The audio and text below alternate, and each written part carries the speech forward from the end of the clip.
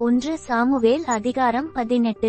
அவன் சவுலோடே பேசி முடிந்த பின்பு யோனத்தானுடைய ஆத்துமா தாவீதின் ஆத்துமாவோடே ஒன்றாய் இசைந்திருந்தது.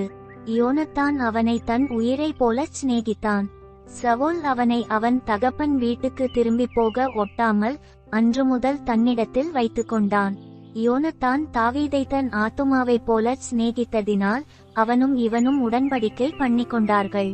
யோனத்தான் போர்த்து கொண்டிருந்த சால்வையை கழற்றி அதையும் தன் வஸ்திரத்தையும் தன் பட்டயத்தையும் தன் வில்லையும் தன் கச்சையையும் கூட தாவீதுக்கு கொடுத்தான். தாவீது சவுல் தன்னை அனுப்புகிற எவ்விடத்திற்கும் போய் புத்தியாய் காரியத்தை நடப்பித்ததினால் சவுல் அவனை யுத்த மனுஷரின் மேல் அதிகாரியாக்கினான். அவன் எல்லா ஜனத்தின் கண்களுக்கும் சவுலுடைய ஊழியக்காரரின் கண்களுக்கும் கூட பிரியமாயிருந்தான். தாவீது பெலிஸ்தனை கொன்று திரும்பி வந்த பின்பு ஜனங்கள் திரும்ப வரும்போதும் ஸ்திரீகள் இஸ்ரவேலின் சகல பட்டணங்களிலுமிருந்து ஆடல் பாடலுடன் புறப்பட்டு மேளங்களோடும் கீதவாத்தியங்களோடும் சந்தோஷமாய் ராஜாவாகிய சவுலுக்கு எதிர்கொண்டு வந்தார்கள்.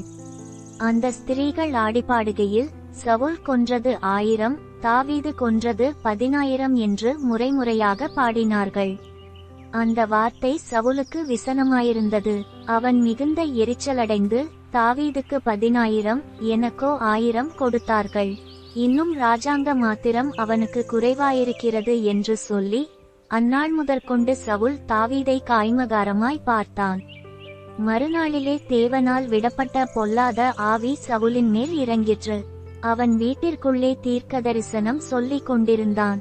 அப்பொழுது தாவீது தினந்தோறும் செய்கிறபடி தன் கையினால் சுரமண்டலத்தை வாசித்துக் கொண்டிருந்தான். சவுலின் கையிலே ஈட்டி இருந்தது.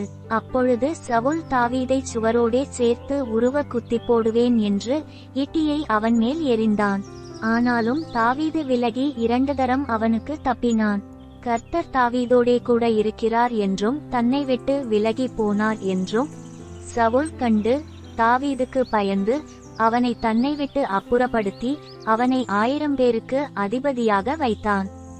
அப்படியே அவன் ஜனத்திற்கு முன்பாக போக்கும் வரத்துமாயிருந்தான். தாவீது தன் செய்கைகளிலெல்லாம் புத்திமானாய் நடந்தான். கர்த்தர் அவனோடே கூட இருந்தார். அவன் மகா புத்திமானாய் நடக்கிறதை சவுல் கண்டு அவனுக்கு பயந்திருந்தான். இஸ்ரவேலரும் யூதா ஜனங்களுமாகிய யாவரும் தாவீதை சிநேகித்தார்கள். அவர்களுக்கு முன்பாக அவன் போக்கும் வரத்துமாயிருந்தான். என் கை அல்ல, பெலிஸ்தரின் கையே அவன் மேல் விழட்டும் என்று சவுல் நினைத்து கொண்டு சவுல் தாவீதை நோக்கி, இதோ என் மூத்த குமாரத்தியாகிய மேராவை உனக்கு மனைவியாக கொடுப்பேன். நீ எனக்கு நல்ல சேவகனாய் மாத்திரம் இருந்து கர்த்தருடைய யுத்தங்களை நடத்து என்றான். அப்பொழுது தாவீது சவுலை பார்த்து, ராஜாவுக்கு மருமகனாகிறதற்கு நான் எம்மாத்திரம், என் ஜீவன் எம்மாத்திரம், இஸ்ரவேலிலே என் தகப்பன் வம்சமும் எம்மாத்திரம் என்றான். சவுலின் குமாரத்தியாகிய மேராப் தாவீதுக்கு கொடுக்கப்படும் காலம் வந்தபோது அவள் மேகோலாத்தியனாகிய ஆதரியேலுக்கு மனைவியாக கொடுக்கப்பட்டாள். சவுலின் குமாரத்தியாகிய மீகாள் தாவீதை நேசித்தாள். அது சவுலுக்கு அறிவிக்கப்பட்டபோது அது அவனுக்கு சந்தோஷமாயிருந்தது. அவள் அவனுக்கு கன்னியாயிருக்கவும் பெலிஸ்தரின் கை அவன் மேல் விழவும் அவளை அவனுக்கு கொடுப்பேன் என்று சவுல் எண்ணி தாவீதை நோக்கி, நீ என்னுடைய 2ஆம் குமாரத்தியினால் இன்று எனக்கு மருமகனாவாய் என்றான். பின்பு சவுல் தன் ஊழியக்காரரை பார்த்து, நீங்கள் தாவீதோடே இரகசியமாய் பேசி, இதோ ராஜா உன்மேல் பிரியமாயிருக்கிறார். அவருடைய ஊழியக்காரர் எல்லாரும் உம்மை சிநேகிக்கிறார்கள். இப்போதும் நீர் ராஜாவுக்கு மருமகனானால் நலம் என்று சொல்லுங்கள் என்று கற்பித்தான். சவுலின் ஊழியக்காரர் இந்த வார்த்தைகளை தாவீதின் செவிகள் கேட்க பேசினார்கள்.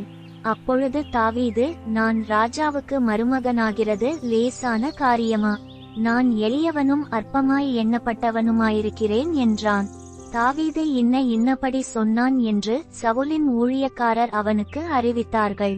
அப்பொழுது சவுல், ராஜா பரிசத்தை விரும்பாமல் பெலிஸ்தரின் 100 நுனித்தோள்களினால் ராஜாவின் சத்துருக்களிடத்தில் பழிவாங்க விருப்பமாயிருக்கிறார் என்று தாவீதுக்கு சொல்லுங்கள் என்றான். தாவீதை பெலிஸ்தரின் கையினால் விழப்பண்ணுவதே சவுலுடைய எண்ணமாயிருந்தது. அவன் ஊழியக்காரர் தாவீதுக்கு இந்த வார்த்தைகளை சொன்னபோது ராஜாவுக்கு மருமகனாகிறது தாவீதுக்கு பிரியமாயிருந்தது.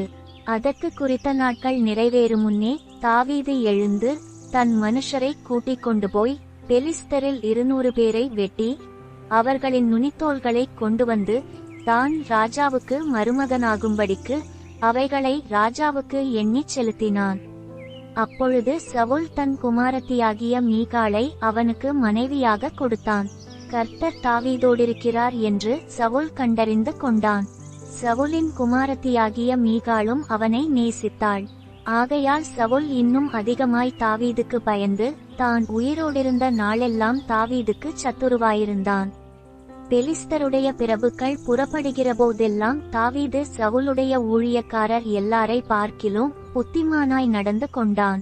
அவன் பேர் மிகவும் கனம் பெற்றது.